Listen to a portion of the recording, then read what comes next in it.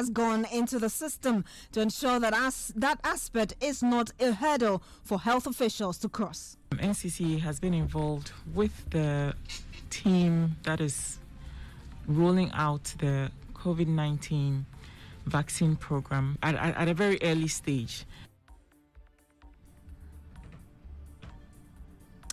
We have some interviews for you, plus a response from the NCC. Also, petitioner in ongoing 2020 election petition expected to file closing address by close of today ahead of judgment on the case on March 4, 2021. Stay with us for the details. Plus, Parliament Vetting Committee sitting temporarily distracted over Ministry of Public Enterprises, saying it is unconstitutional. I'm demanding clarity. What are we seeking to do? Are we considering the Honorable Joseph Kujo for a non-existing ministry which is not a creation of law? We'll bring you details of that, plus the Minister Designate for Sanitation and Water Resources, who's been saying what she's been talking about during her vetting. Should Ghanaians be looking forward to 1 million household toilets under a jurisdiction for the next 4 years? Mr. Chairman, it is my wish. So we'll have to look at the modus operandi. We'll bring you more from the vetting today and coming up later in business. Director of Communications at the Ministry of Energy, Nana Damoa, throws more light on circumstances leading to cancellation of power purchase agreements between Ghana and independent power producer GCGP. Emmanuel Abuajiri will join us with the latest. Remember, this bulletin is live across the country at www.asaaseradio.com. You can tweet at us. Our handle is at Asaase Radio 905. Remember, we're also streaming live on YouTube at Asaase TV Official.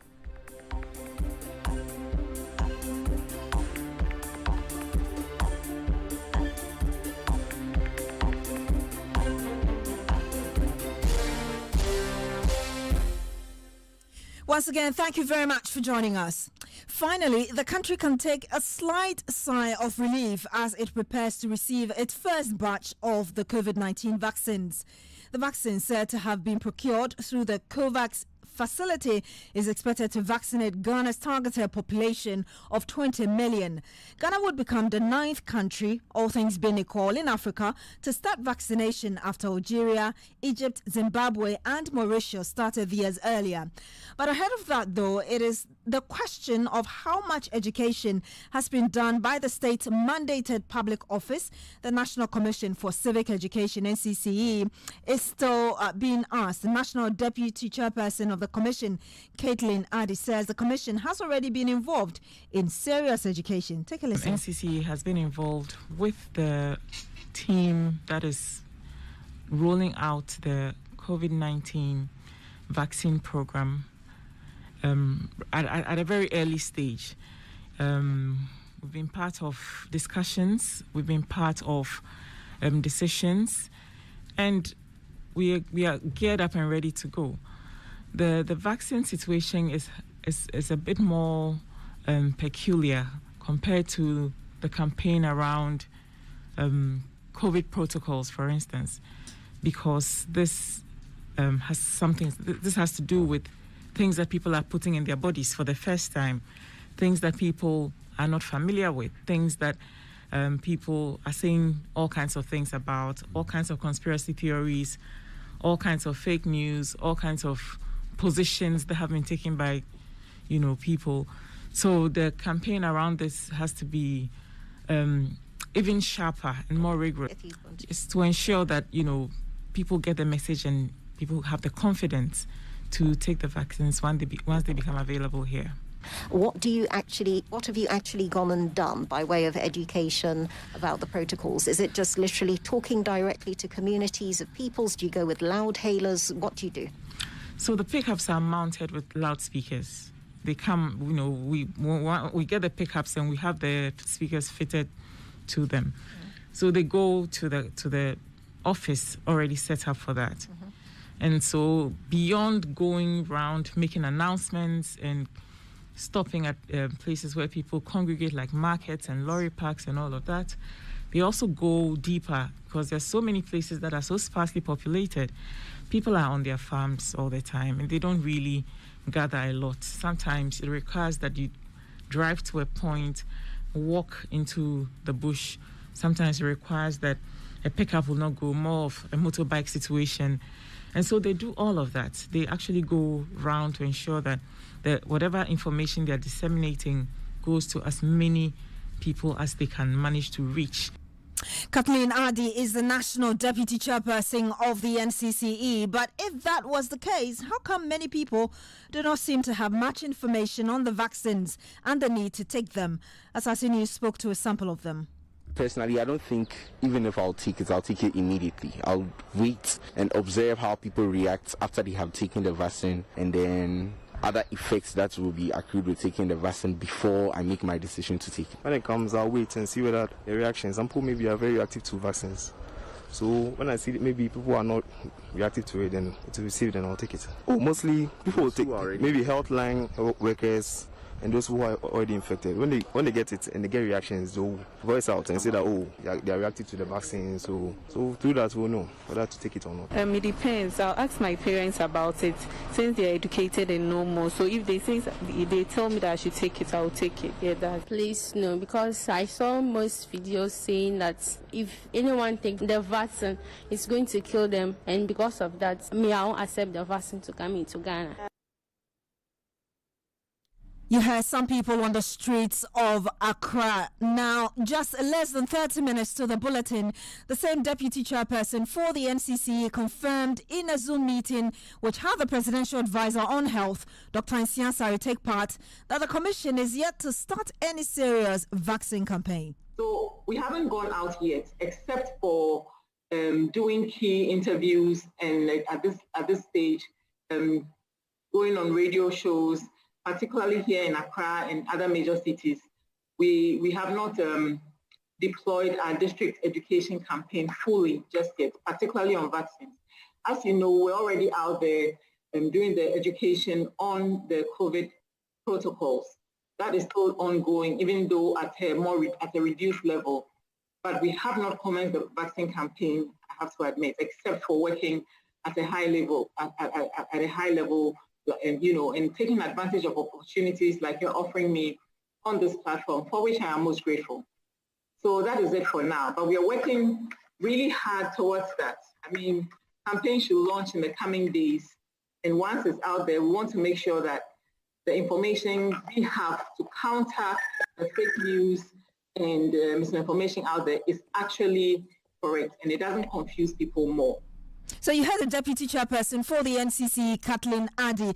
Earlier, I played a voice of hers, and she was speaking on the Asaase Breakfast Show, where she confirmed to us that they had been engaged in serious education with some other stakeholders. But now she's saying that, well, they haven't started anything yet. So the vaccines are coming, and public officials are telling us there's a certainty that should be by the end of this week. In an interview with me earlier, however, the program manager for the expanded program on immunization at the Ghana Health Service, Dr. Kwame Amponsa-Chiano, said that he could not tell how much it would cost the country financially for all the vaccines expected. Hopefully, by most of the weeks, we are tracking. The vaccines have been elected from Bombay. We are actually tracking it. It will take a long route through Dubai, and it will be carrying other countries' vaccines. That's why we are cautious not to say this day or that day. Because it will pass through other countries to drop the same vaccines to those countries. When it is on the way from coming to Ghana, we will know, and then we'll be able to tell that it is coming today, it is coming tomorrow, it is coming that. Okay, so we were expecting that to happen on Monday, yesterday. You mentioned... That is not exactly correct. Okay, but you mentioned earlier that there were some, issues or official issues that needed to be cleared in terms of documentation and stuff. Yes, so yesterday was when it left Bombay. So as we speak, even the end of the week target that we are having is not so certain because we cannot be sure. It is very, very certain. Okay. How many of the vaccines are we expecting by end of the week?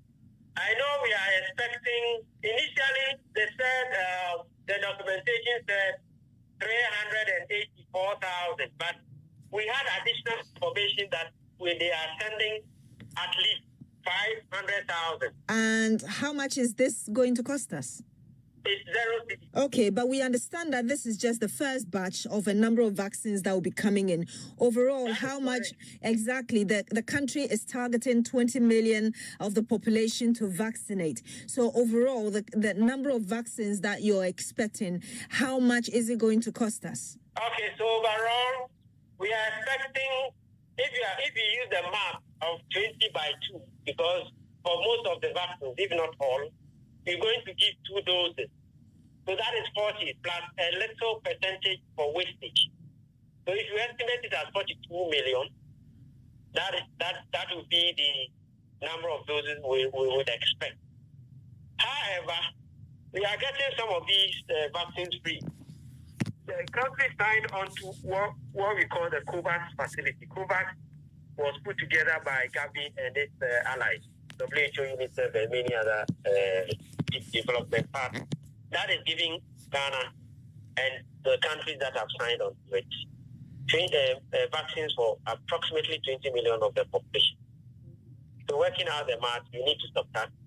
But generally, assuming we were going to pay for all the vaccines, and we are using an average of, say, $10, then you multiply the 42 million doses by 10, because it's a dose, it's 10 per dose. So that should be like 420 million averagely. Assuming that 3 vaccines. We know that we are getting approximately 4.4 million free. There are some too that will be coming through the AU. We don't know how many we get, but we have indication that there are some coming through. Initially, we had information that we're getting about nearly 7 million. Also from the African Medicines Supply Platform. So government is still negotiating. I know that for a fact. The Ministry of Health, by extension, government is also negotiating. So normally when you ask the cost of the vaccines, it's so difficult for us because we have budgeted approximately $207 million, just exclusive of the COVAX facility.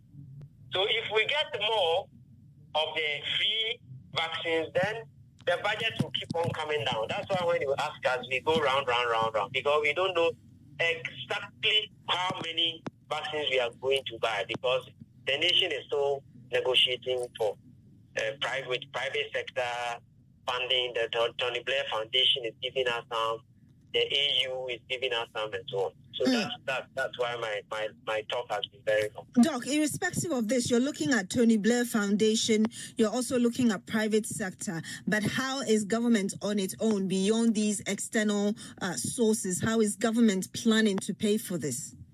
Yeah, so government, as I indicated, the ministry is working with the, Sputnik V has also been registered by the FDA for emergency use. So I know the ministry has been in touch with government of Russia via the embassy to look at, to negotiate for purchase. I have information that some vaccines have also been ordered. I don't know exactly how much because the documentation are not right yet. So definitely government, or I work for the ministry. The ministry has information that they have done some procurement. So as soon as we get documentation, normally when you do the procurement, you get something called purchase order. They will bring it to us. And then you will know exactly how many are. Doc, I understand what you're saying. I just want to get clarity on this. Beyond the Tony Blair Foundation and the private organizations that you're looking at, I am asking how government intends to pay for this per your own plan. Are you thinking of taking a loan, for instance? If you ask me the how, I wouldn't know. I am only a technical person. I don't work with the hierarchy of government. So all I can give you is that I know government is fine, but how I wouldn't know whether it's a loan or a grant or whatever. Unfortunately, that's what I know. Let's move on from here. In the chief balance, all we know is that Papa Oscar. All I know is that government has money to buy vaccines for my program. That's all. And you heard the program manager for the expanded program on immunization at the Ghana Health Service, Dr. Kwame Amponsa Echiano. Also at the Zoom meeting I just talked about, Dr. Nsiasare confirmed the number of vaccine doses expected are now 600,000 instead of the 500,000 Dr. Amponsa Echiano just told me earlier. The first batch, I would say, will be in this week. We are expecting about 600,000 doses of AstraZeneca vaccines at any time before the end of our target audience. We are going to vaccinate at least about 590 something. We are giving 5% wastage, and we have segmented the population. We have also segmented, done geographical segmentation using our own data. Because in our data, you already see that we have hotspots in the greater Accra metropolis, with the surrounding districts, and also greater Kumasi metropolis. Dr. Nsiasare is the Presidential Advisor on Health. I'm joined via Zoom by Dr. Theo Echampong. He's the co-founder of IRIS Research Consortium and is currently working with Imani Ghana to conduct a survey on Ghana's attitude to the COVID-19 vaccine. Good evening to you, sir. Thank you for joining us. Yes, good evening. Just a quick clarification. This is just a survey by IRIS Research Consortium and not Imani, which I'm a fellow with. So okay. Just clarifying things. Okay, excellent. Thank you. Now, what has necessitated this survey? Yeah, so I mean, we did look around, and what was interesting is that not a lot of people, seem to be necessarily aware that Ghana has got vaccines coming through, and if the vaccines were even available, then to what extent are people willing, if not to take the vaccine? But also remember that there's been a lot of misinformation going around in terms of what the vaccine does and doesn't do. And so this survey is really just to test out or tease out the attitudes of the people in terms of whether or not they would be willing to take the vaccine if it does become available. I understand you've already started, indeed. What information have you gathered so far? Yes, so we just commenced the study, the survey this afternoon. We're getting some pretty good response rates coming through. I just quickly checked the back end of the dashboard, and the responses are fairly mixed. So when you ask people how likely they are to take the vaccine, if it was generally made available by the government of Ghana, you get a mixed response. So a number of them saying they are very likely or somewhat likely, and then others also saying that they are unlikely or very unlikely to take that. But it's early days yet to sort of pinpoint or put any major statistical inferences to it. However, you do see this sort of mixed paradigm or bi-paradigm. You just said that it's early days yet, but what must be done to send the message well across? I think what the message is coming through really is that we need a lot more public education, right? So if the people who have access to the internet and are filling in this survey and presumably are educated, also have some concerns about what the vaccine does and doesn't do in terms of its efficacy or safety, etc., then what it does presuppose is that we do have a bigger problem on our hands here, in the sense that we must deepen the public education around the vaccine, let people know that it's actually safe to take, and it will go a long way in not only protecting them, but the general public at large. Doc, let me get a quick reaction from you on the NCCA. That's a public mandated office to do education. You're a researcher, you're doing your part by embarking on this survey. This morning we have a deputy chairperson telling us that they had been engaged in public education with stakeholders.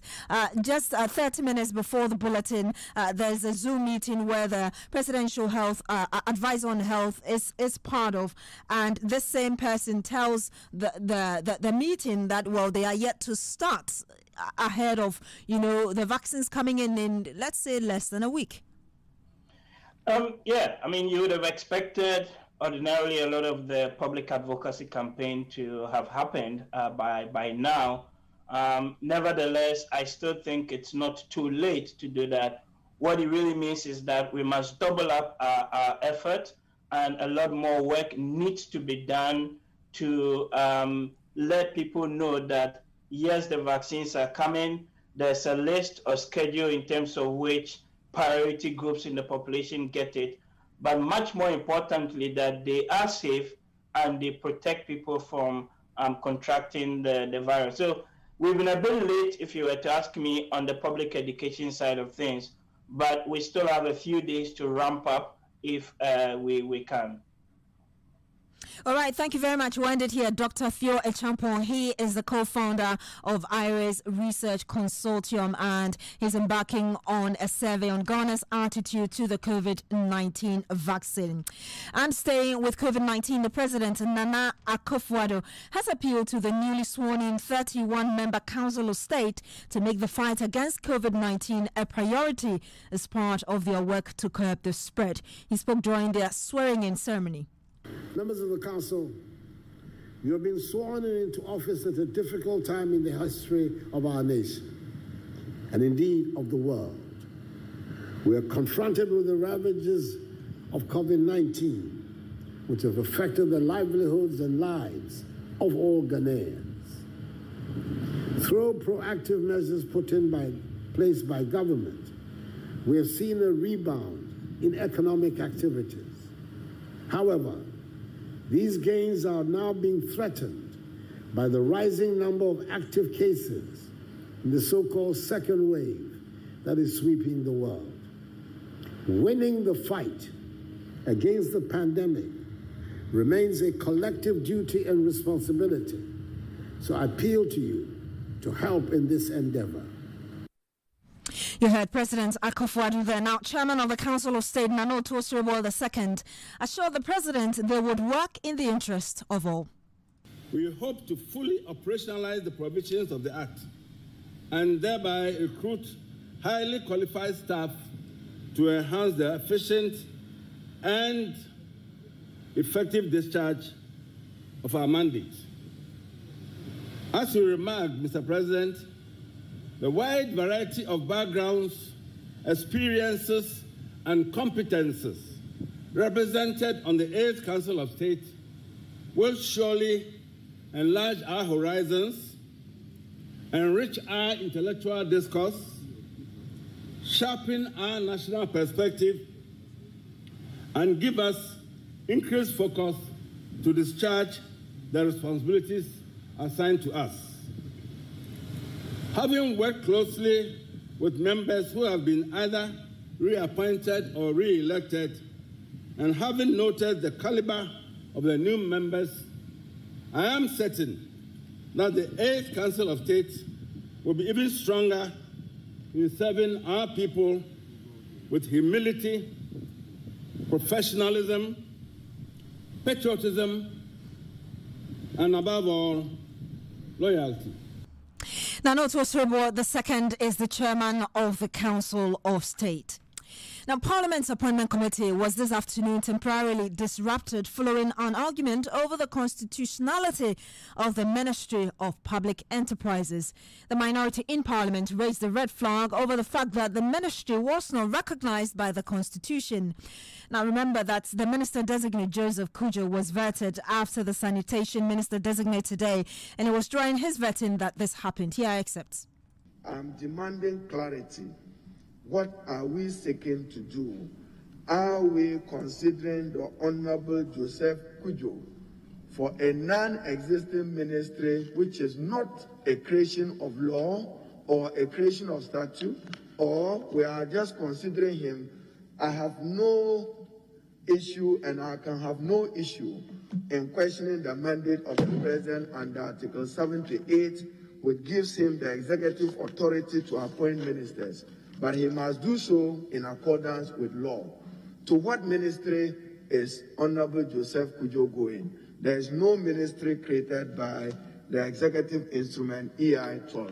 So I want to raise this fundamental objective, Chairman, as we proceed, and probably request the office of the President to provide more clarity and guidance as we proceed. There is no ministry for public enterprises. So I raise this objection. Thank you, Chair. So that was the minority leader in Parliament, Haruna Ijusu there. Parliamentary correspondent Philip Asian joins me in the studio with some details. Philip, tell us more about this developing story. Right. The controversy was all about the executive instrument 12, the EI-12, specifically the Civil Service Ministries Instrument 2021 as well, because per the official list that was available to the committee, it did not include the Public Enterprises Ministry.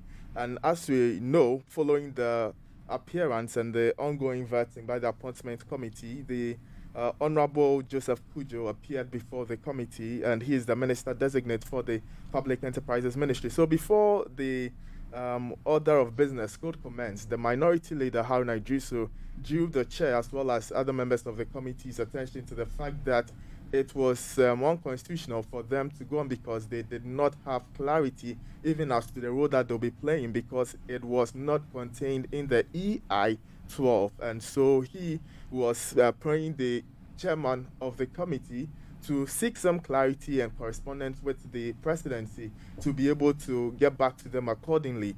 If that is not done, was threatening that he and the members of the minority were going to sit out of the vetting process and just observe as such. So that was his reservation there, speaking for his side or members from the minority. But the deputy majority leader, Alexander Fenyo-Making, also argued that this was not the first time they were finding themselves in such a position. Clearly, there need to be some clarity and also some amendment to whatever was before them. But there have been situations before where even there were members who has been appointed as ministers of state at the presidency, but the committee still went on and got clarity and sorted out whatever omissions has been done before it was even sent to the plenary for onward approval as well. And so he was suggesting that they should go on with the process and then they can actually deal with all the outstanding issues later on. And that was also not far-fetched from what the chair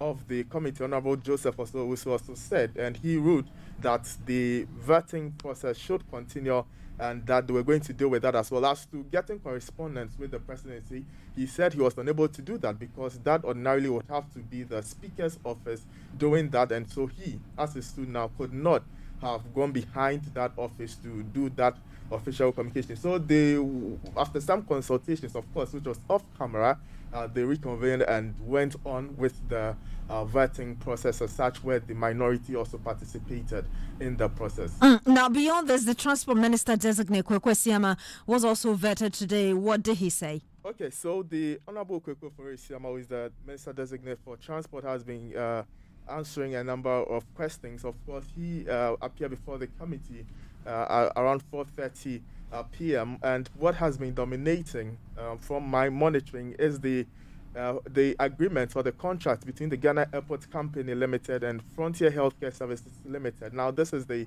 company that is conducting COVID tests at the airport. Remember that the minority has been raising a lot of questions, and even last week, the minority in Parliament at the press conference threatened to initiate a bipartisan probe to ascertain the circumstances and what went into the awarding of this contract to the company as well. So the minister designate said, yes, he had received some briefing to that effect and was, according to the managers of the facility, the company, the Frontier Healthcare Services Limited, had demonstrated enough commitment to be able to undertake those testing. So it was based on merit that they had that contract. And even with respect to the pricing, and that has also come up, he said that when given the nod, he was going to take steps to see how best it could be reduced. But of course, we know that ECOWAS nationals are receiving or are benefiting from that reduced cost of $50 as well. I know that one of the issues the minority has been raising is they claim that it seems this whole contract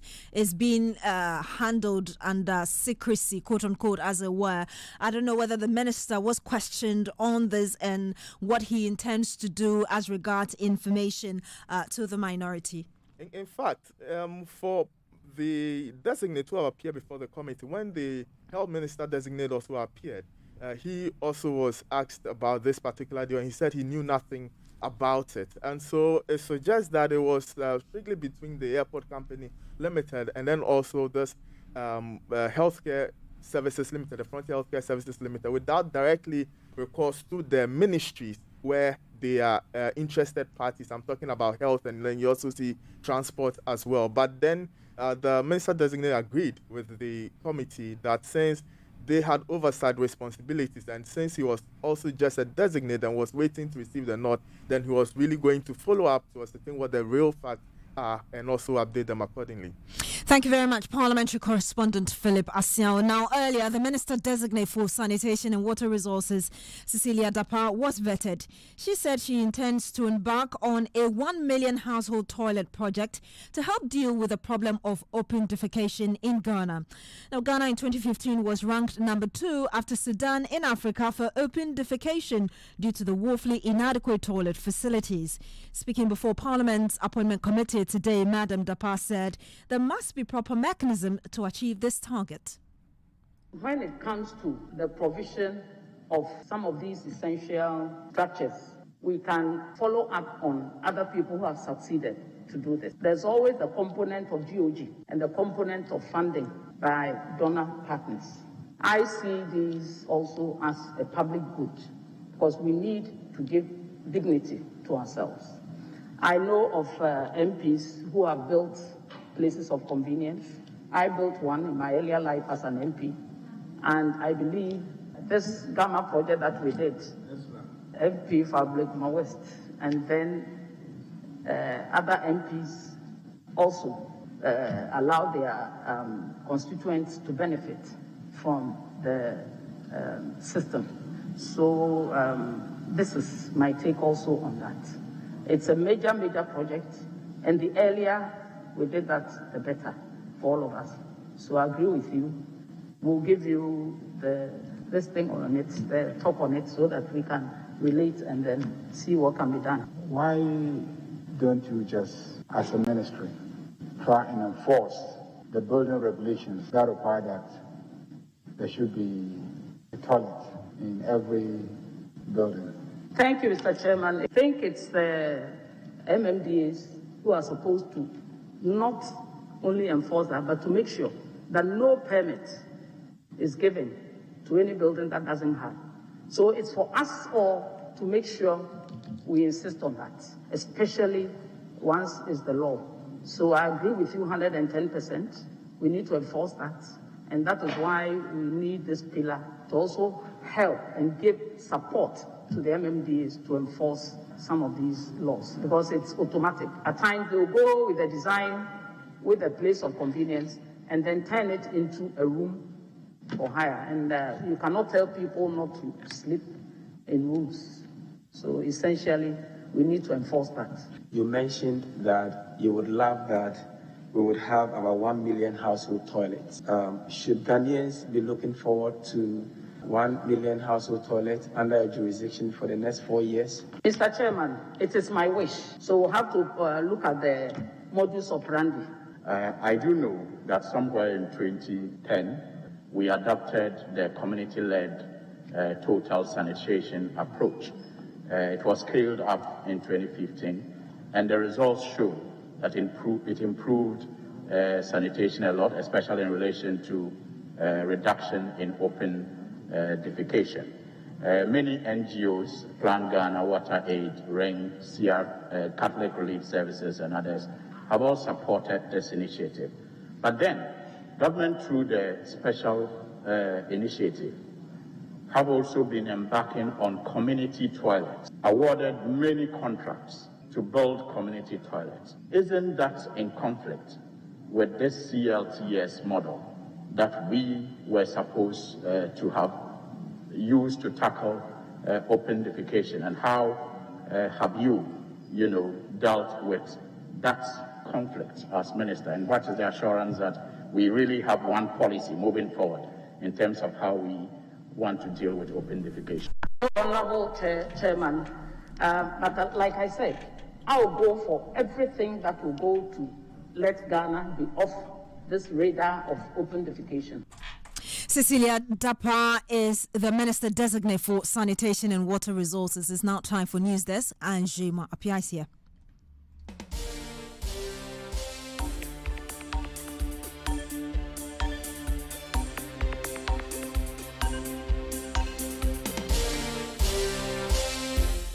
Welcome to News Desk. 2 persons died on the spot with several others sustaining injuries when a Mercedes-Benz Sprinter bus with registration number GT 408715 they were traveling in got involved in an accident at Adilakope near Asaase Junction on the Tema Akosombo Highway.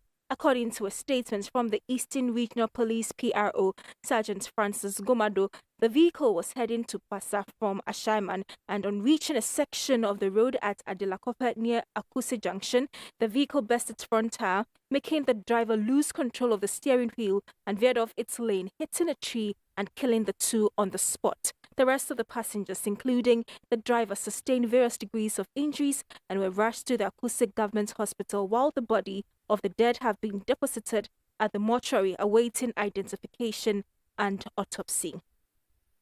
Away from that, the Blue region since the beginning of the year has recorded over 350 cases of COVID-19, while deaths have also risen to 16 within the same period.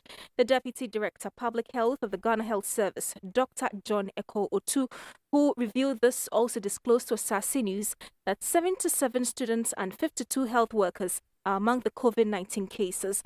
The Bono regional COVID-19 case count stands at 971 as of last Sunday, with 767 recoveries representing 79%. Out of the 971 cases, 234 are students, while 312 are health workers. Dr. John Eko Otu is the Bono Regional Deputy Director. Currently, we have a total of 971 confirmed cases, of which 769 have recovered, and unfortunately we've lost 16 people to COVID. Currently, our active cases stands at 186, and this 186, as at yesterday, 4 were in severe state and 2 were in moderate state, and the remaining 180 were in a mild state. We have a total of 234 students. That's from last year to now, 234 students who have been infected so far. He added the directorate is making sure all protocols are strictly adhered to in all health facilities while monitoring implementation of the safety protocols in the various schools. We are continuously managing it with the health workers. All health workers who are infected, we do active case and contact tracing, and we let them go home. And the contacts too, we quarantine them as much as possible, let them stay away from work. The students too, we are working with the school authorities, and we ensure that we manage them carefully so we don't cause any euphoria.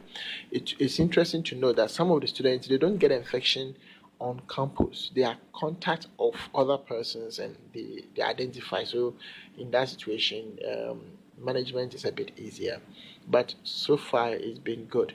We are continuously encouraging the school authorities to ensure that the safety protocols are adhered in the schools as much as possible. You heard Dr. John Eko Otu. He is the Bono Regional Deputy Director of Public Health Service at the Ghana Health Service. Now, Techima Municipal Assembly is set to collaborate with the National Disaster Management Organization, NADMO, to embark on a possible demolition exercise on all structures close to the riverbanks in the municipality to avert any unforeseen disaster. According to John Kofi Donyina, the decision by the Assembly, although bold and tough, is very necessary to guard against the destruction of the only resourceful river in the area, that's River Tano, as well as rectify the menace of overflooding in Techiman during heavy downpours. The municipal chief executive made this disclosure when he was reacting to recent rampant construction of structures at the valleys and riverbanks in Techiman.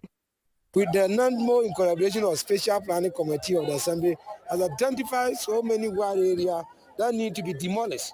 We are sending notice very soon. We are coming out to demolish all unauthorized structures that have been put in place in the waterway in order to avoid future flooding in the municipality. So I take this opportunity to use your medium to advise all and sundry. When somebody sells a plot to you, try and find out. Come to the Special Planning Committee in the Assembly to find out whether the place that has been sold to you is a good place and it's within the map. From now on, we are not going to treat these occasional people with kick glove. We are going to put into action all the necessary laws, measures that need to be put in place in order to avoid future flooding in this municipality. We had the MCE for Techiman Municipality, John Kofi Donyina. Let's take you to other stories. National Youth Organizer for the People's National Congress, Mark Asaase, has expressed disappointment at the apology offered by a member of the spokesperson team for the petitioner in the ongoing 2020 presidential election petition. Dr. Dominic Ayine describing his early apology as inadequate. The former Deputy Attorney General, Dr. Dominic Ayine, was found guilty of contempt after he told the media that the Supreme Court had a predetermined agenda to rule against the petitioner, former President John Dramani Mahama. He was therefore ordered by the court to apologize and retract his statement using the medium which he made the comments. Speaking on Asaase Breakfast Show, Mark Asaase was hopeful that the court will recall Dr. Ayine to apologize. But I could realize or see that what he said in the box, as I said, was not what exactly he came out to say. That if people are saying what he said was wrong, then he is apologizing. That is not an apology. If you are apologizing, do as you did in the box, not to come to the media and then tell us what you did. Is he trying to tell us that whatever he has said to the public would not be heard by the justices of the Supreme Court? In fact, what if I was the one who said this? I am not a lawyer, but Ayine is a lawyer. And so for him to be able to say these things, I think it is uncalled for. He must be called back to render a serious apology, not what he did. But it is going to serve as a deterrent to others who, quote unquote, would come to issue certain statements that goes against supreme interests of the state.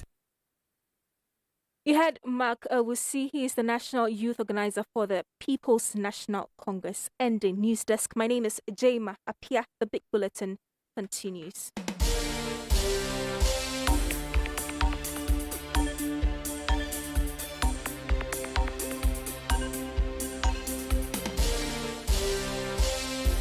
Thank you, Jema Apia. And Emmanuel Lambajuriafe joins us in the studio with the latest in business. Hi. Hi, Emmanuel. Hi, Beatrice. Now, the Director of Communications at the Ministry of Energy, Nana Damoah, has been explaining circumstances that led to cancellation of the PPA between Ghana and independent power producer GCGP. The International Court of Arbitration recently awarded a cost of $134 million and an interest of $30 million against the government of Ghana over cancellation of the emergency power agreement.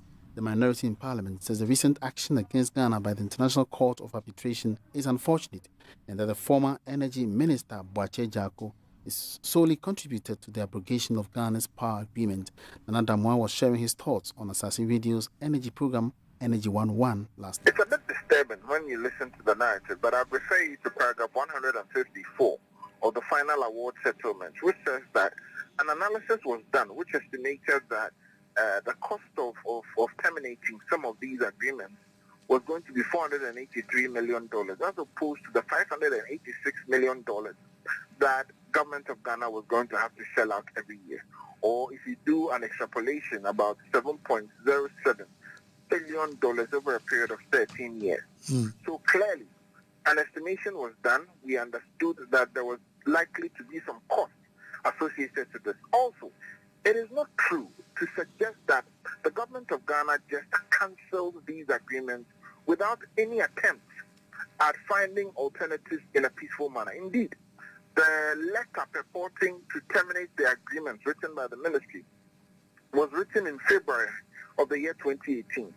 Now, between February of 2018 and August of 2018, when GPGC finally agreed to terminate the agreement and also take the issue to arbitration, there were a lot of attempts at settling this matter amicably. Indeed, an offer was made for GPGC to renegotiate a brand new PPA with the government of Ghana.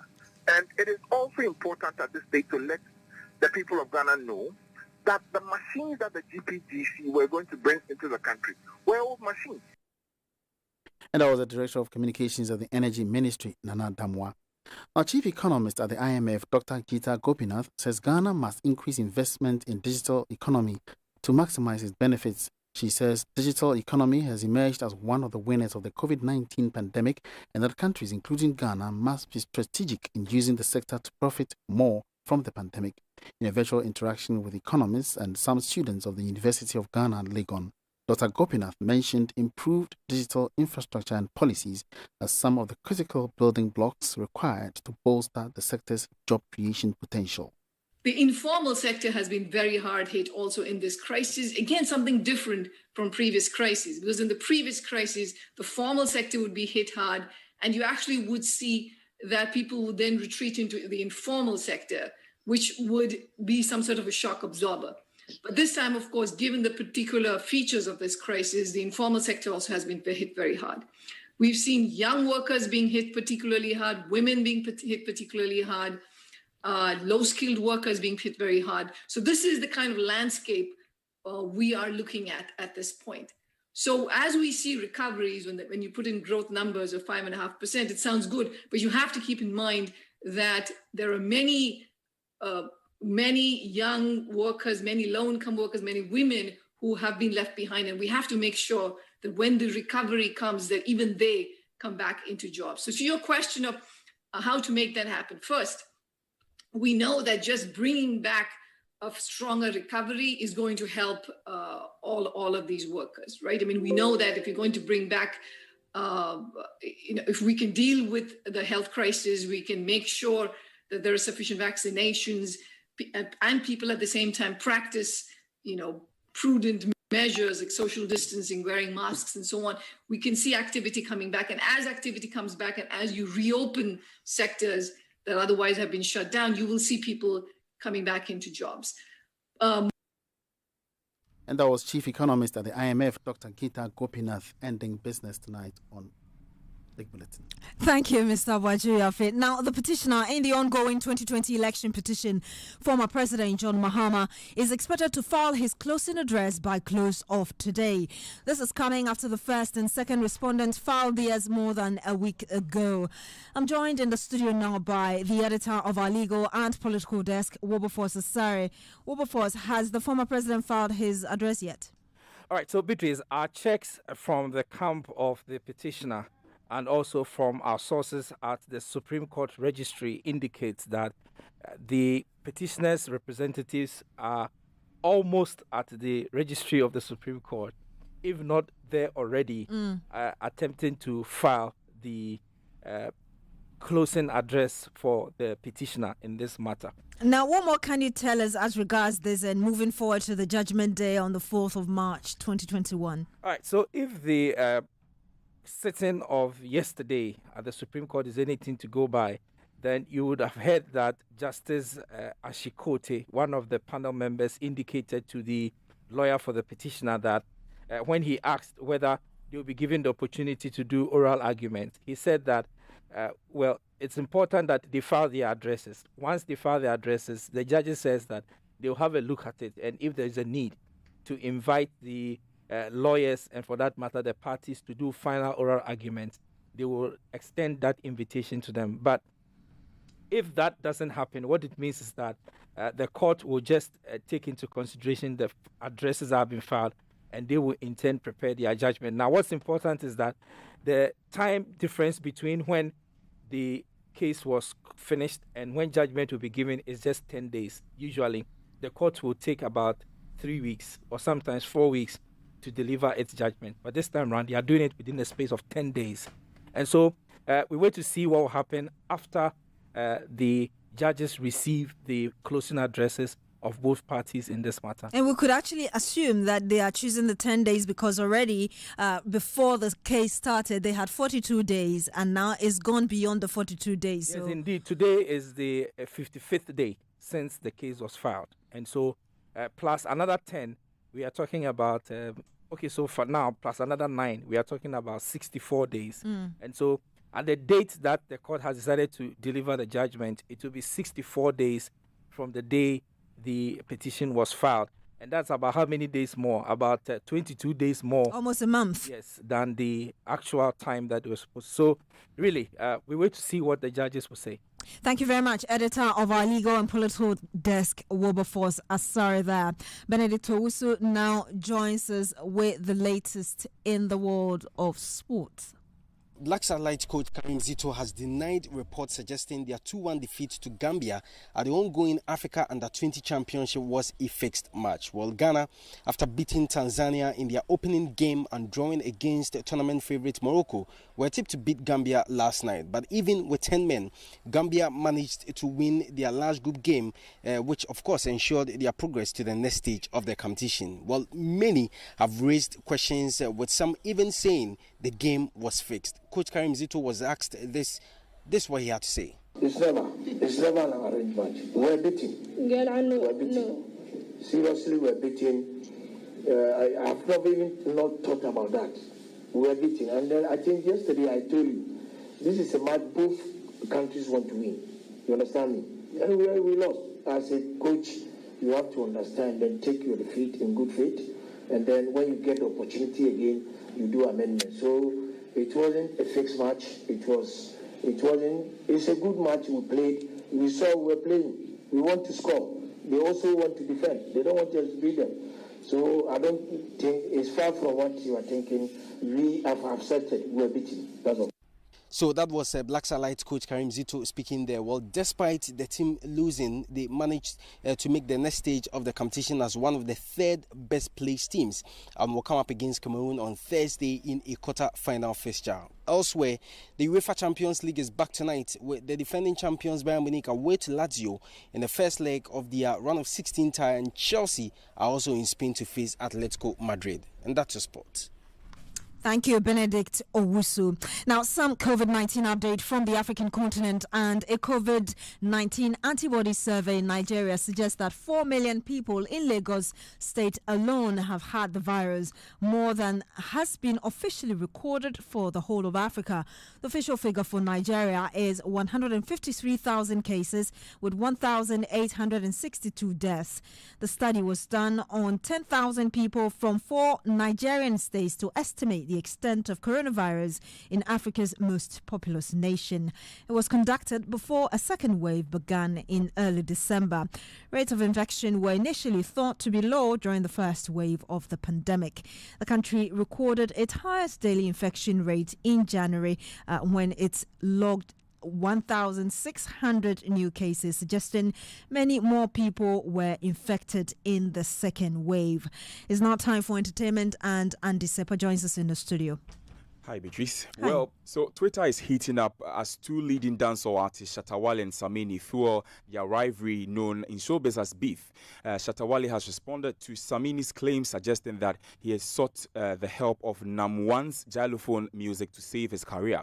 In what appears as a shade to Stonebwoy and Shatta Wale, who were once signed under that particular label, Samini established in a tweet that, unlike his colleagues, he did not at any point of his career employ the services of a record label. But in a quick rebuttal to Samini's shade, the Shatta Movement boss has denied any of such claims, saying that he had already acquired houses prior to his encounter with xylophone music. Many had thought that Samini and Shatta Wale would bury the hatchet following the release of their song Celebration in 2019.